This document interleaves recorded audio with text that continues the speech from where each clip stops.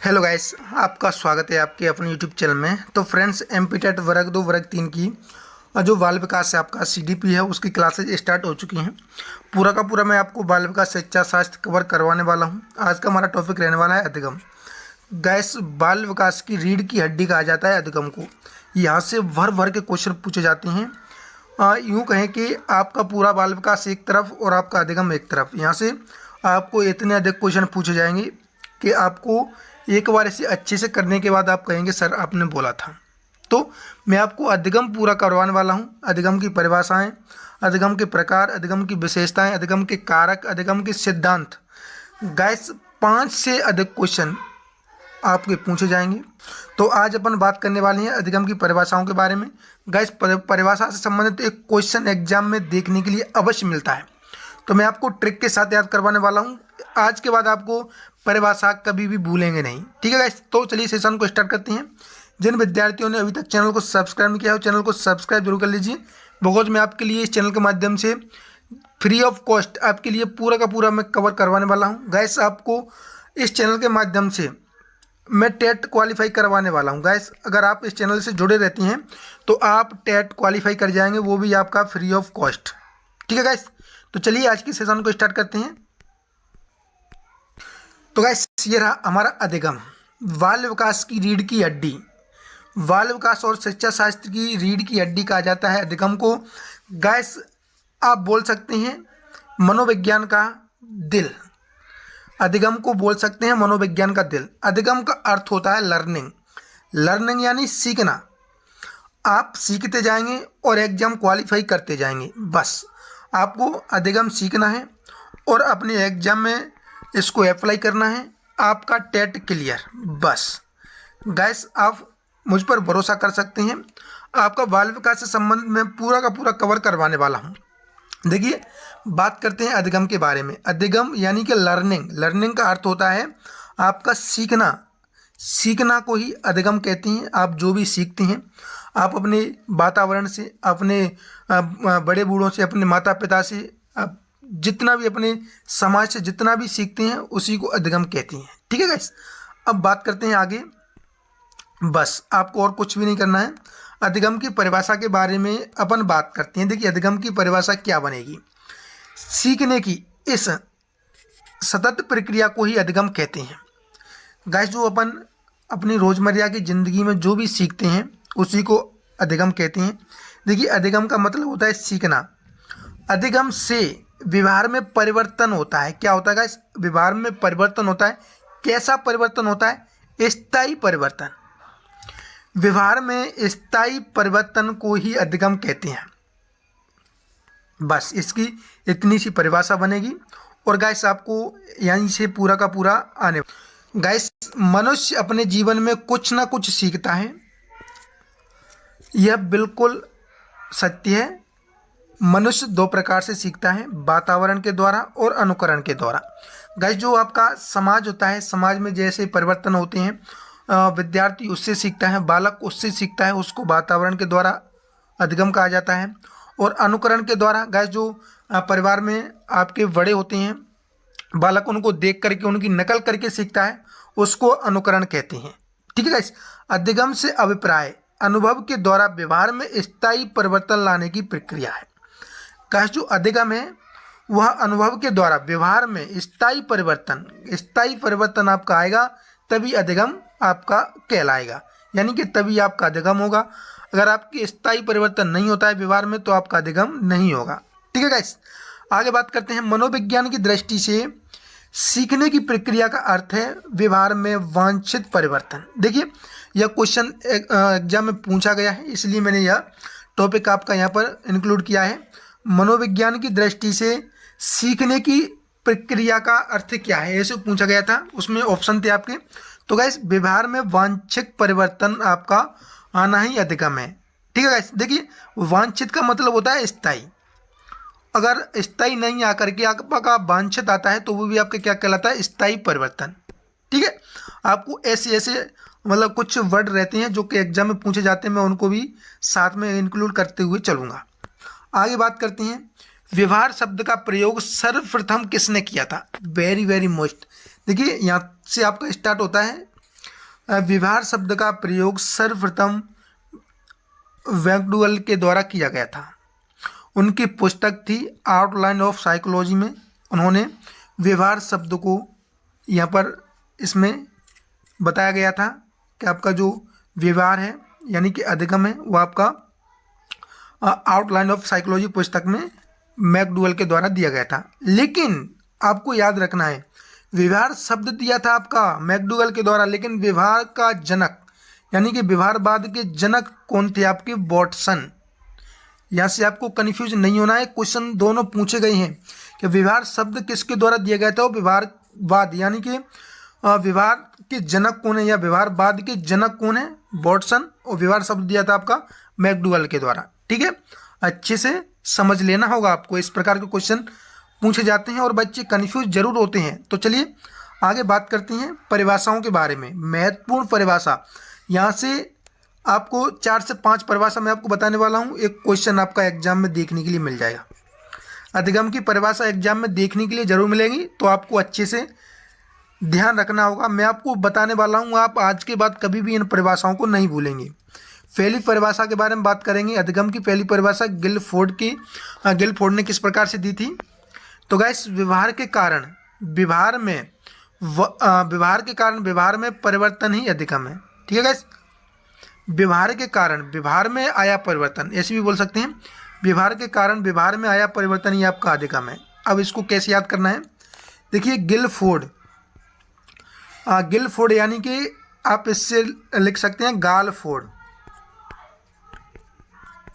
अगर आप व्यवहार में, जैसे आपके माता पिता हैं, आपके बड़े हैं, आपके दादा दादी हैं, अगर आप उनसे व्यवहार में परिवर्तन करती हैं, पहले आप अच्छे से उनसे बोलते थे, अच्छे से बात करते थे, उनकी हर बात को मानते थे। अगर आपने अपने व्यवहार में परिवर्तन किया, आपने उनकी बातों को नहीं माना, तो वो क्या करेंगे? बड़े आपसे आपके गाल को फोड़ देंगे। अगर आपने व्यवहार में परिवर्तन किया तो आपके पापा मम्मी या दादा दादी आपका क्या करेंगे? आपके गाल को फोड़ देंगे। आपको याद रखना है, व्यवहार में परिवर्तन गिलफोर्ड, क्या फोड़ देंगे? बड़े गाल फोड़ देंगे। तो अपने व्यवहार में परिवर्तन नहीं लाना है, अच्छे से पढ़ाई करनी है और अच्छे से एग्जाम को क्लियर करना है। तो आपको याद रहेगा ना इस बार। आगे बात करते हैं स्किनर। तो स्किनर की क्या परिभाषा थी? अधिगम व्यवहार में उत्तरोत्तर प्रक्रिया है। स्किनर गैस, स्किनर अपन कोई वस्तु स्कैन करते हैं, जैसे कि आपने देखा होगा, आप कोई भी अपनी फाइल रहती है या फिर अपनी मार्कशीट रहती है, जब फॉर्म डालते हैं तो अपन स्कैन करते हैं ना, तो उसका जो प्रोसेस रहता है किस प्रकार से रहता है? पूरा का पूरा उत्तरोत्तर यानी कि रेगुलर, ऊपर से नीचे तक जो स्कैन किया जाता है उस प्रक्रिया को कहते हैं उत्तरोत्तर। तो आपको याद रखना होगा, स्कैनर अपन स्कैन किस प्रकार से करेंगे? उत्तरोत्तर प्रक्रिया, यानी कि पूरा का पूरा सीक्वेंस वाइज अपन इसको स्कैन करेंगे। तो आपको याद रखना है, स्कैनर स्कैन कैसे करेंगे? उत्तरोत्तर। ठीक है गाइस, आगे बात करते हैं नेक्स्ट परिभाषा के बारे में। नेक्स्ट परिभाषा रहने वाली है हमारी वुडवर्थ की परिभाषा क्या कहती है? नवीन ज्ञान, नवीन प्रतिक्रियाओं के अर्जन की प्रक्रिया अधिगम है। नवीन ज्ञान, नवीन प्रतिक्रिया किसकी है? वुडवर्थ की। देखिए गाइस, वुड आप देख सकते हैं, वुड का मतलब होता है लकड़ी। लकड़ी, आप देखिए, वुड का मतलब बोर्ड कह सकते हैं।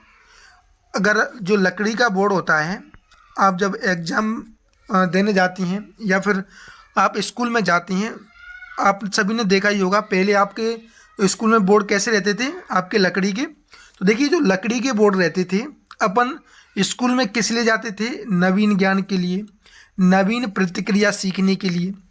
तो नए ज्ञान के लिए हमने सर्वप्रथम जो स्टार्टिंग की थी, किससे की थी? बोर्ड से। स्कूल में जब अपन गए थे तो टीचर ने हमें बोर्ड पर ही तो पढ़ाया था। जब अपन बोर्ड पर पढ़ रहे थे तो किस लिए पढ़ रहे थे? नवीन ज्ञान के लिए, नए ज्ञान की खोज के लिए, अपने अंदर नए प्रतिक्रियाओं के लिए। तो गैस, आप याद रख सकते हैं, बोर्ड पर जब टीचर ने हमें पढ़ाया था, किस लिए? नवीन ज्ञान के लिए। तो वुडवर्थ का मतलब हो जाएगा नवीन ज्ञान या नवीन प्रतिक्रिया। आपको याद रखना है, बोर्ड से याद रखना है, बोर्ड अपन क्यों यूज करते हैं? नवीन ज्ञान के लिए। टीचर हमें बोर्ड पर पढ़ाते हैं नवीन ज्ञान के लिए, नए ज्ञान के लिए। ठीक है, ऐसे आप याद रख सकते हैं। आगे बात करते हैं गेट्स व अन्य। गाइस, वेरी वेरी इंपॉर्टेंट परिभाषा है। यह परिभाषा एग्जाम में पूछी जाती है, जरूर पूछी जाती है। तो गेट्स व अन्य की परिभाषा क्या रहती है?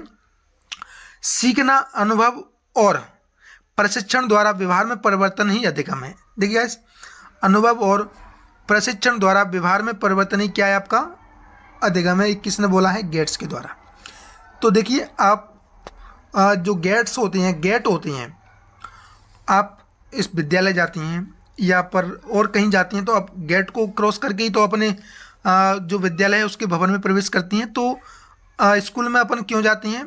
अनुभव के लिए, प्रशिक्षण के लिए और सीखने के लिए। तो गाइस, आप यहाँ पर देख सकती हैं, अपन जैसे ही गेट में प्रवेश करेंगे तो हमें एक अनुभव मिलेगा, अच्छे अच्छे टीचर हमें पढ़ाएंगे, स्टूडेंट हमारे साथ रहेंगे तो उनसे भी हमें सीखने के लिए मिलेगा और प्रशिक्षण वहाँ पर दिया जाता है। तो विद्यालय में गेट के अंदर क्या दिया जाता है? प्रशिक्षण और अनुभव। आप यहाँ से याद कर सकते हैं। आगे बात करते हैं क्रो एंड क्रो की परिभाषा। क्रो एंड क्रो की क्या परिभाषा है? आदतों, अभिवृत्ति और ज्ञान का अर्जन ही अधिगम है।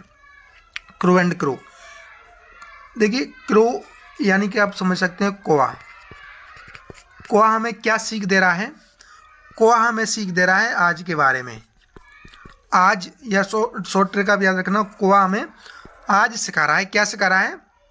ए से हो जाएगा आदतें, ए से अभिवृत्ति और जे से आपका ज्ञान या ज्ञान।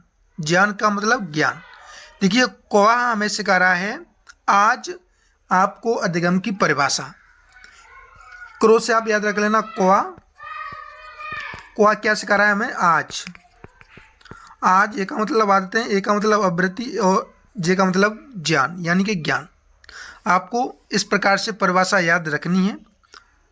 और गैस, आपकी 5 परिभाषाएं, इन 5 में से आपके लिए एक परिभाषा एग्जाम में जरूर पूछी जाएगी, जो कि आपको मैंने ट्रिक के माध्यम से बता दिया है। गैस, आप 1-2 बार इस वीडियो को देखेंगे तो आप कभी भी इन परिभाषाओं को नहीं भूलेंगे।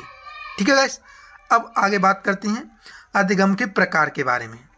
तो अधिगम के कितने प्रकार रहते हैं गैस? 3 प्रकार, ज्ञानात्मक, भावात्मक और क्रियात्मक।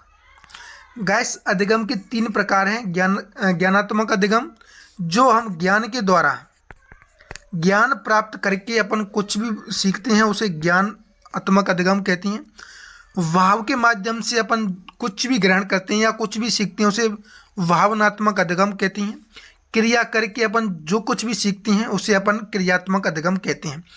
ठीक है गाइस, आपके अधिगम के 3 प्रकार इस प्रकार से रहने वाले हैं। आगे बात करते हैं अधिगम की विशेषताओं के बारे में। तो अधिगम की कितनी विशेषताएं हैं जो कि आपको मैं बताने वाला हूं। अधिगम आपका जीवन पर्यंत चलने वाली एक प्रोसेस रहती है, यानी कि अधिगम का मतलब होता है सीखना। आप जिंदगी भर सीखते हैं, यह लाइफ लॉन्ग प्रोसेस है। यह इसकी महत्वपूर्ण परिभाषा है। आगे बात करते हैं अधिगम निरंतर है, रेगुलर है, आपका सतत है, कंटिन्यूस रहता है। आपकी जो सीखने की प्रोसेस रहती है वो बिल्कुल रेगुलर रहती है और सतत रहती है। आप कभी भी किसी भी उम्र में सीख सकते हैं।